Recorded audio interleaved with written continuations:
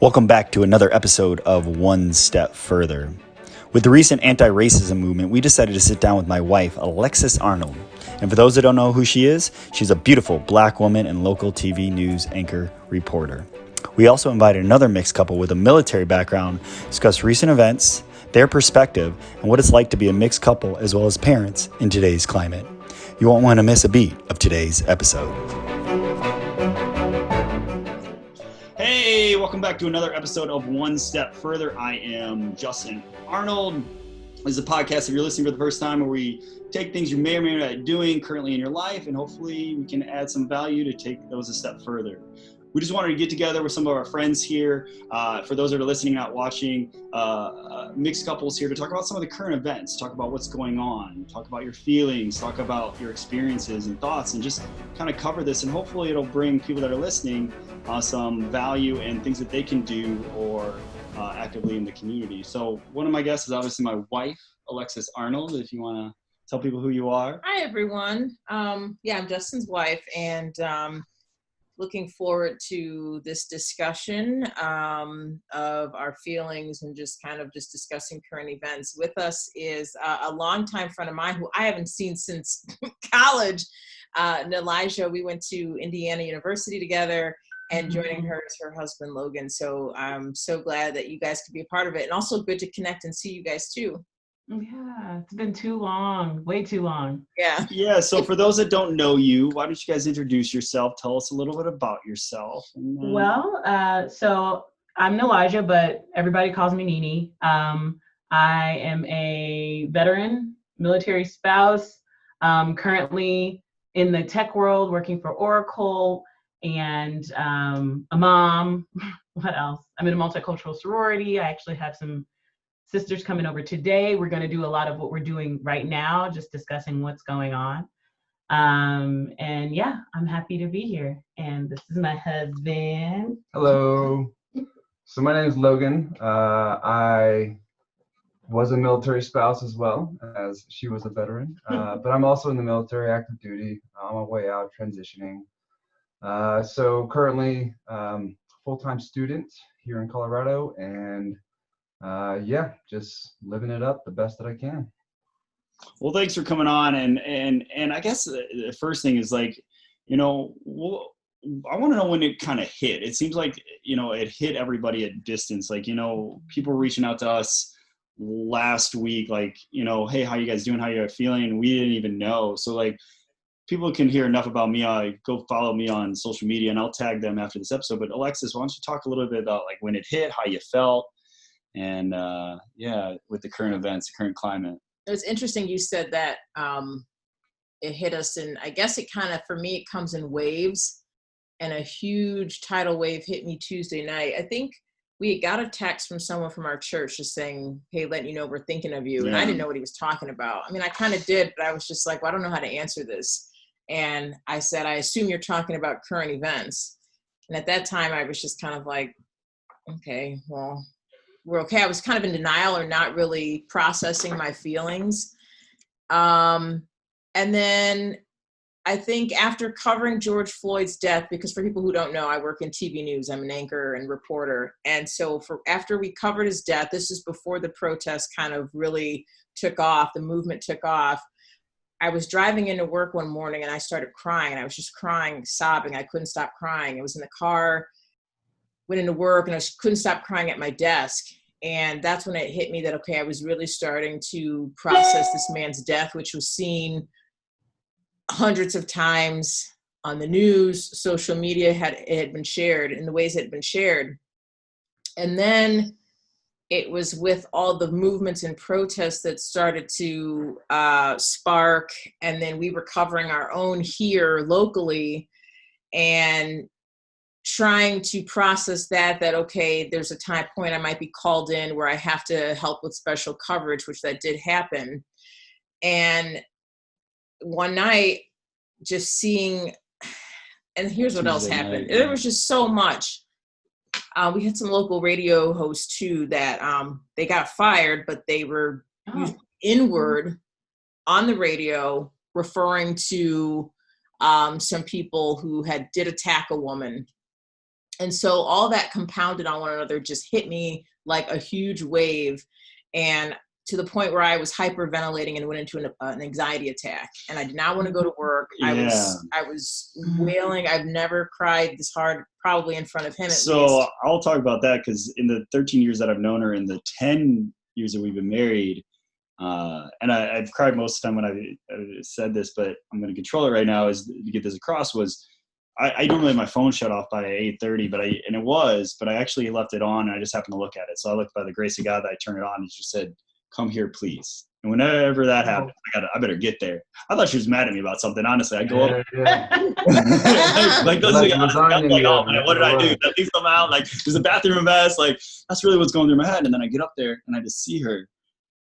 And I've never seen her like that. I couldn't even call it crying. It was like an emotional, like she wasn't breathing, like she was having an anxiety attack. And it was just like, and all I did was want to hold her. So it was like seeing her like that. And then finally, when she got a couple words out, I knew what it was about as soon as I saw her. But like, and what I would tell anybody is, like, for the first time, that's where I felt anger, that I felt that energy. Like, I can see why people have gotten so angry and they just want to fight, because that's how I felt like during that moment when I saw her. But I just wanted to share that, because like that was what I was feeling like, and it's my privilege. I was upset, obviously. I'm very protective of my children and my wife, but I had never felt that. That much anger and fire, where I could see, like, I wanted to go fight everyone that made her feel this way and beat them up and do bad things, basically. Trying to get this as PG as possible, but that's it. I think it was the moment where I recognized I'm not okay, just dealing with all this trauma. You know, all the instances of unarmed Black men who had been taken at the hands of police, but then at the same time, you know, I have a job where a lot of my friends are cops, and I can see the relationship we have, and I know not all of it is bad in terms of, you know, what we see that's out there, but we have to recognize that that is an ugly truth that is out there. And you just thinking of the people who think that this is all blown out of proportion, or no, this doesn't exist. Racism doesn't exist. There's no police brutality. These are just thugs, just crying wolf kind of thing. We've seen those messages coming into the newsroom. So it's hurtful, you know, to know that people think that way, and then to know that people look at me some kind of way. What agenda do I have because I happen to be Black and I have to report on these facts? So it was just tough. It makes the room just awkward, right? You just okay, the focus is on me, whereas, you know, it really shouldn't be on just me as an individual. It should be me, part of this community, this larger problem set. And so I think for us, you know, it's always been this deeply rooted problem that, you know, it's a constant reminder when these events get recorded and are brought to light. I think Will Smith actually said it best. I'm not going to be able to quote exactly, but ultimately it's around the lines of, you know, this has always occurred. It's just being recorded now. It's just visible. So it's just visible now. And so the biggest thing for us, you know, Ahmaud Arbery, it wasn't enough. And then George Floyd came out, and that's when this whole thing erupted. I think the nation is kind of desensitized to these effects. And I think we are more in a state of reaction as opposed to trying to proactively address this situation, right? You see it in healthcare where, you know, we don't focus on helping people before they're sick. We focus on helping people after they're sick. And that branches out to really how the government is ran. I agree with that. Yeah. Oh, and I would say, I want to add to that. We have that interesting lens where we're mostly, obviously we're government, right? We're more like government employees, right? So we see it from that lens. And I was a healthcare administrator, so in the military. So that's the lens. We know a lot about healthcare. We know a lot about government and military and how it goes. That's a whole other, I think, that we could add to that once, you know, our president, I shouldn't do air quotes, oops. It's so cool. Like, most people are listening to this. But once he did the last speech that we watched, we haven't watched anything since then. We've actually kind of unplugged, but once he goes, well, because of these riots and protests and all these things, I'm going to activate active duty. And we just looked at each other like, nah. What in the actual? Not my job. You can fill in the word. Yeah, what that's like, I didn't even think about that. Yeah, I know you guys are military, and that didn't even cross my mind. That's why I'm glad we're doing this, because we all have different experiences, different thoughts.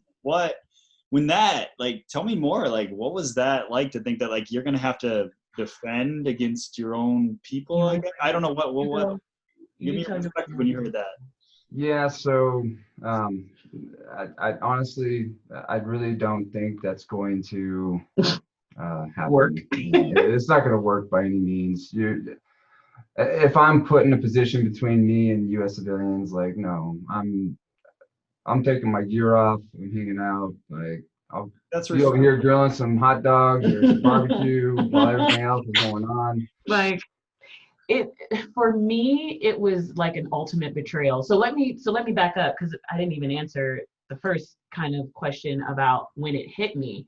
So I'm going to be honest. I have not watched the video of George Floyd's death. I haven't watched it. I can't. I tried once, and the emotion that came over me, I was afraid that I wasn't going to be able to contain, and I still had to work. I work from home. So this is our office, and I'm in customer relations. And so on top of dealing with difficult customers, mainly because COVID's happening, their businesses are in shambles, they're freaking out. So of course, the first line of defense of that, or I shouldn't say line of defense, but the first person that they get to unleash that on in my company is me and my team. And so I'm dealing with those customers. I'm trying to remain calm. I'm trying to understand what's really going on, even though I kind of know, but I'm like, where are we in it? Because I'm still mourning Trayvon Martin from 2012. Like, I'm still, like, it's compounded over the years. Like, I was angry and like wanting to protest and act a fool, like, for real, like tear America down. Shit, maybe even Ferguson. Like, I can think of so many times where I've been so angry, but I was in the military.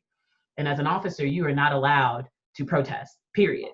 A few years ago, we had that women's march in Denver, and I was at drill that weekend, and I was like, oh, that's me. And I was like, I want nothing more than just to be down protesting with my people, but I couldn't do that as an officer. You're not allowed to. So I've been stifled, I feel like, for a long time. I've not been able to really be my true self. And now I'm afraid that if I do watch, that's just going to take it through the roof. And I cried over Ahmaud Arbery like he was like I knew him. And that was only a couple weeks ago that I actually watched that video. Knew I shouldn't have watched it. My therapist told me don't watch it, but I did. Yeah. And the next day I just cried off and on, in between answering phone calls and dealing with, customers who are completely disconnected. They don't know that I'm, a Black woman. Maybe they do, maybe they don't, maybe they don't care. But it was rough. So I was like, let's not do that again with George Floyd. But I will donate my time and my money. I've been buying books. I've been reading. We watched the 13th. I don't know if you guys have watched that. Yeah, we have.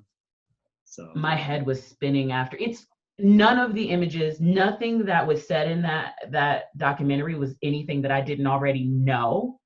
It just was never done in a timelined series that way for me. Yeah. Right? The visuals were like, I've seen all of those pictures before. I've seen all those videos before, but something about putting it in the timeline, realizing, oh, my aunt was born there. She was raised, oh, my grandmother was born during that. It, for me, connected the dots of why I have this not so irrational fear of cops that I used to say to my therapist, I have this irrational fear of cops. Every time one's around, I feel like I can't breathe. And this is why. It all made sense. And then my brain just started, and I was up till 3 a.m. that night, just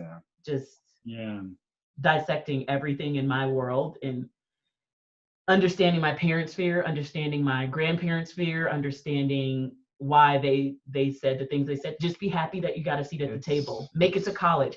Don't ever deal with the cops. don't run, don't like. It's handed down generation to generation. Yep. And what people don't realize, and that's that white privilege that I was on a podcast the other day, and they asked me about what that feels like, and it's like I've seen it in the forefront. Like when we've had our first child, my grandma wouldn't come to it, and then when I had to sit down and talk to her, she wouldn't come to the hospital. She wouldn't come to the hospital, and so it's like it's these little things, but still I can check in and check out. It wasn't until like that other night on Tuesday, and I've known her, like I've seen her pain, we've experienced in racism here and there, but it's just like feeling that energy. And similar to you, I couldn't watch a video for very similar reasons, but I chose to, again, because like as a person of white, like it's going to take us to do a lot of things because we created this. So we got to do something like everybody does, but it's also like what you said, how the timeline, I've been saying this since the beginning, like we have to be consistent. We got to take this momentum and keep curving it up. We can't just, oh, it's cool now, it's popular, right, to hashtag Black Lives Matter, but it has to be from the day from today until the day you die. Like it has to be in the forefront, and we can do it in a positive light. I mean, and I said this to her, like, you were born this way, you're going to die this way. Like, so that's the way it needs to be put. Like, we need to do this every day because they got to live it every day. So we as white people need to be in that forefront. So yeah, anything No, it's just interesting. You said that you've cried since, Trayvon Martin. I don't think I've ever had the opportunity to cry or grieve. And that was part of my problem. I think a lot of times in media, we cover these things and it's relentless. And so obviously I can't check out, I try to unplug as much as I can, but then you go back and it's the next news cycle. It's the next crisis that we're covering. So we move on. So I tend to just put my emotions, just load it up on my back and keep going and address it. And then I think everything just kind of hit me like a ton of bricks. And then I even lost my composure on air. It's never happened to me. We thank God we were on video, but it was the woman who has a child with George Floyd, and the little girl had said, she said, something's going on with my family because they keep talking about my dad's name on TV. And she asked how her dad died, and her mom just said he just couldn't breathe. And they came back to me, and I had no words, and I lost it. I had to leave the set, and my co-anchor had to take over. So I was like, yeah, and you text me during man, that, everything has just hit me. We talked about that as far as our relationship too. Like I feel like we've grown since then because she talks about like, correct me if I'm wrong, but as a Black woman, we kind of talked about like holding your feelings in, not showing emotion, not crying. It's been generational. I was just going to say that's generational also. My mom, oh man, every time I call her, I'm like, hey, are you seeing? She's like, nope, I'm not watching anything. I'm not doing this. She marched with Dr. King. She's like, I already have fought this fight and I can't do it right now. And I'm like, yes, ma'am, I get it, Mom. But she's not even acknowledging right now at all. And I mean, honestly, that if you think about it, that trauma that's been handed down generation to generation, it's always been the idea that you have to make conscious effort to act a certain way. Yep. It was more drastic, more deadly in older days, early 1900s, well before that. And then nowadays it's, well, we can't get the police involved. We can't have our local community come together to, shoot. You can't go bird watching in New York, right? Man. So it's conversations we have with our kids that I never would have thought in the wildest dreams that we gotta, Alexis is amazing at just things that we talk about our kids and try to teach our kids and why she's so tough. And like, I'm like, chill out a little bit, but then it makes sense. But no, it makes sense. And I need to be empathetic of like understanding of why it is, like we've talked about, like she's told them sometimes not to cry and like, yeah. But I don't mean, well, I guess but it's not in that instant I'm saying you can't cry. I just know this world has a whole attitude of nobody cares, work harder, especially for people of color. And so no one cares about our tears. That's always the feeling I get. That's what I've been shown. So you just suck it up and work harder. And I guess in a way that's how I am with my kids without telling them I guess that's You're just so something innocent, that's yeah. just been passed down to me. Yeah, where it came from. Yeah. I think that's so to take it a step further, right? I think the next step for me with my son, is to be able to explain to him where it came from. And I don't think I really understood in totality where it came from until I watched 13th.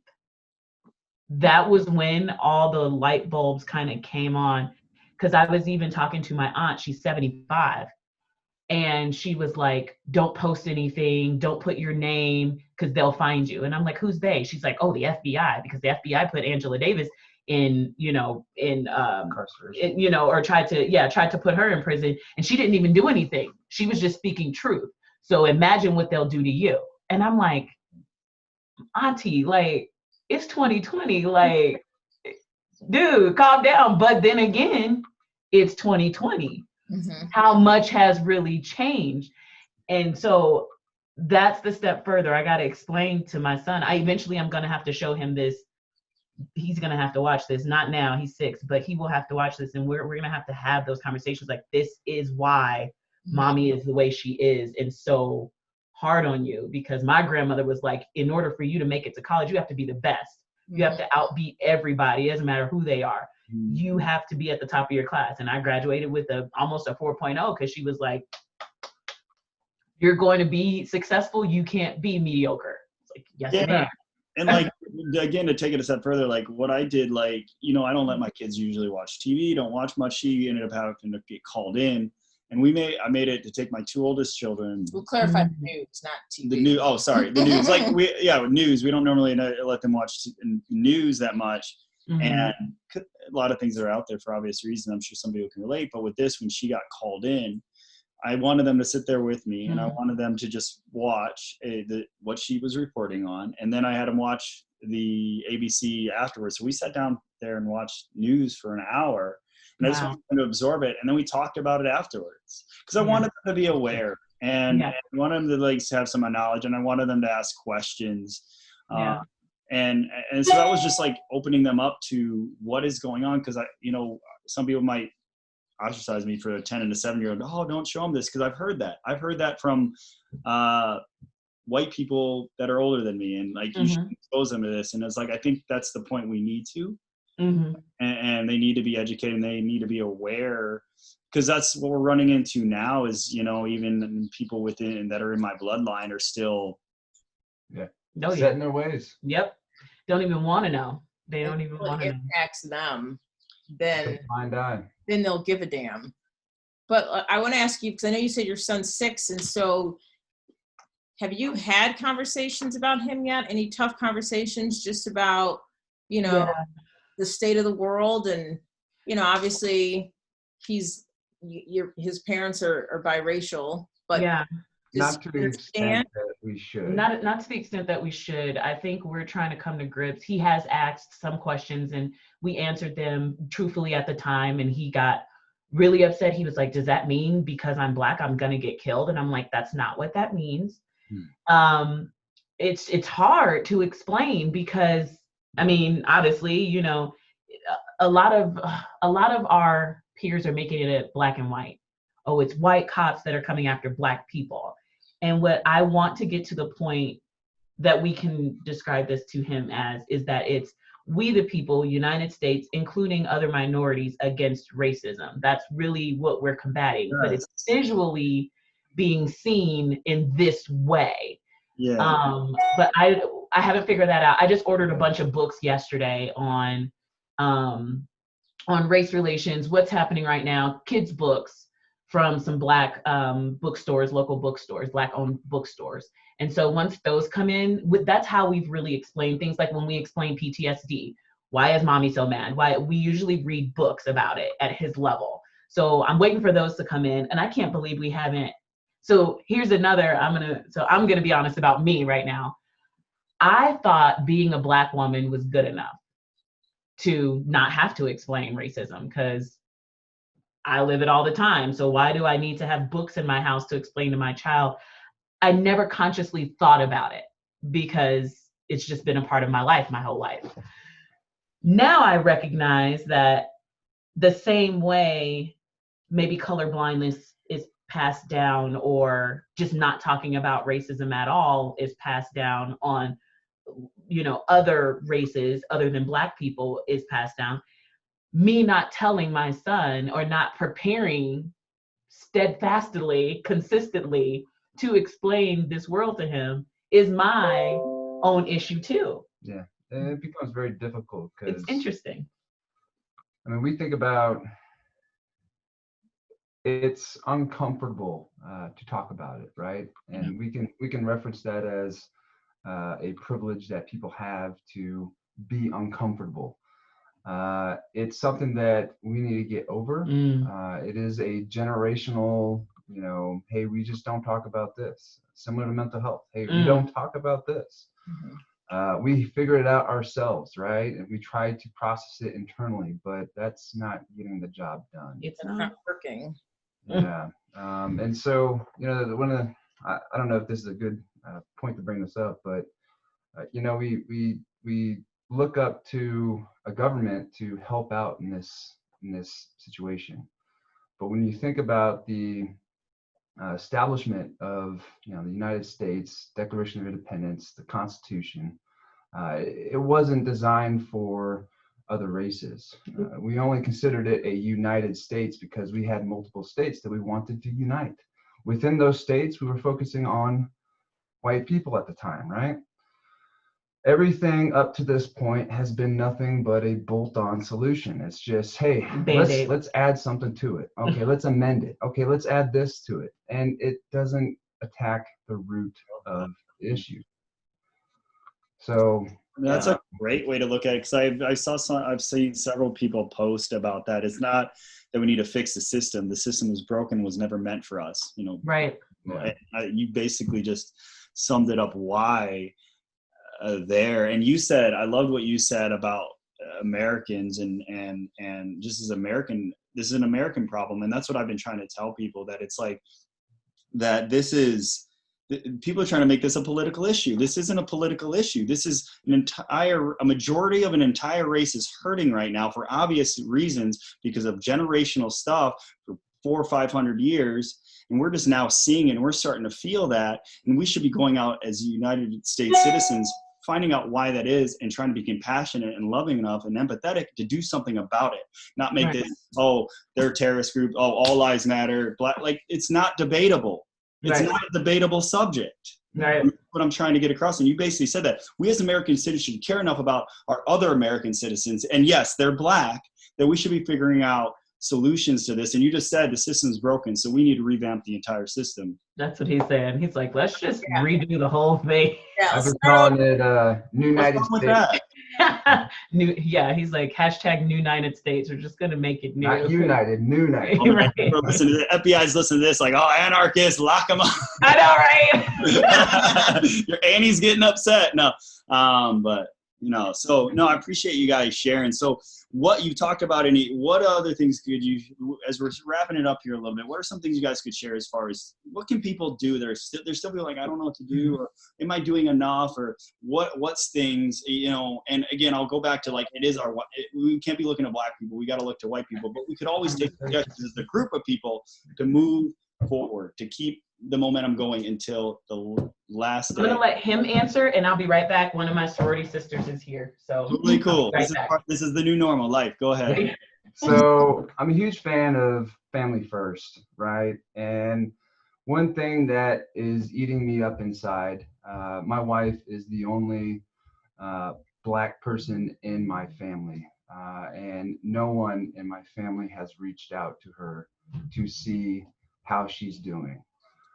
So that hurts me tremendously. And I think we can apply that to, whatever you consider your family. It doesn't have to be bloodline. It can be friends. It can be close people that you trust. Reach out, give them a high five, fist bump, freaking see how they're doing. It's so simple. And that doesn't go unnoticed. That's so simple. And we're in the same boat just because we have other Has anyone reached out to you? struggles. Be honest. No, they have. I mean, from your family, and I didn't expect them to. So I'm fine with that. because it is honestly, what it is. I totally don't expect them to, but other than Sean, my brother Sean has reached out. Yeah. And I deactivated my social media, my Facebook page a while ago, and I'll continue to do so. I was like trying to find you, and I was like, yeah, when this COVID stuff broke out, people were saying some not so kind things. We had some local stuff going on in the inner city, and then my suburban friends, everybody was just saying some nasty stuff, and I just couldn't take it. You got attacked, and it's just a distraction. Yeah. So I just temporarily deactivated every 7 days. okay. But other people, I mean, as you mentioned, if it's not a direct bloodline, reach out to people and just see how they're doing, because this is heavy stuff. This is generations of heaviness, just ugly truth to our history. Right. And, yeah, he just gave her examples. Nobody from the family has reached out, so he just said about reaching out. What would you're not alone. Yeah, well, what's a way that you, Alexis, you think people could, what's one thing that you would suggest to people? Something small, something simple. I just echo what he says. I've had people who just say, I want you to know that I see you, I recognize you, I respect you, and I stand with you. And those words just mean the world. The fact that you took 30 seconds of your time to let me know that you recognize my pain. Yeah. And that I think people are thinking like they got to be like MLK and make some big moment or give some big speech, right? No, it's people just protest in their own way. Now I know I can't go out there because of my job. Yeah, and I didn't want to go out there I already know how angry I was for one, and two, I had the kids with me, so I was like trying to juggle. Like in my head, I was like, you know what, I got other platforms. So those might be is my big thing. You don't be vocal, give tips, give suggestions, because like for me, I get motivated on a business front by fitness and entrepreneurs, and those things could be triggers, so it could trigger somebody. What about you? What would you say, Elijah? So I'm just all about educating yourself, educating those around you if possible.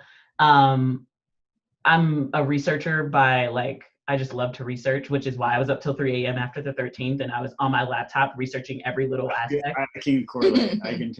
That's just who I am. And so what I've been doing is just using my social media to literally put out, like, watch the 13th. Oh, here's a book about this. Have you heard about this?